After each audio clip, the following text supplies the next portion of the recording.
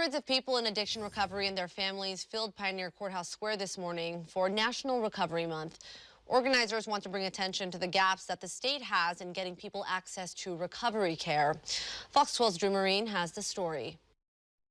She loved helping the homeless and giving to others. Just the kindest human being.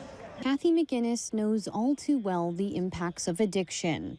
Katie died 2 years ago from alcohol addiction. She struggled with it for a number of years. Research from the National Survey on Drug Use and Health shows Oregon ranks second in the country for addiction, but is last in access to addiction treatment, which is why McGinnis sent her daughter to California to get help. When you're 50th to access to treatment facilities, where's the help? Where do you go? They're full, there's no beds.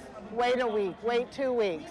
Call us again. Oregon Recovers is a nonprofit raising awareness about the gaps in our state's health care for people dealing with addiction, and especially the number of deaths related to alcohol addiction. The Oregon Health Authority says every year over 2,000 people die from excessive drinking. So Saturday, Oregon Recovers hosted a Walk for Recovery, an event that brings people in recovery and their families together to help build community. Hundreds of people gathered in Pioneer Courthouse Square and wrote on signs saying, "I chose life," or honoring those they're walking for. I was in my addiction for 11 years. I was in denial, and I'm ready to live.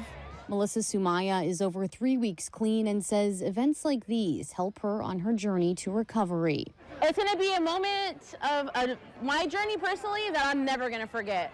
Just not being alone. Being in addiction, you feel alone. Drew Marine, Fox 12 Oregon.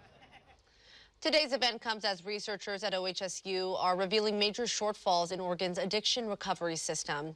Here are some of the key findings. Take a look at your screen. So Oregon should have 968 prevention specialists, but only has 62. That's a 94% deficit. Researchers also say Oregon has a 41% deficit of addiction counselors and a 60% deficit of residential treatment facilities.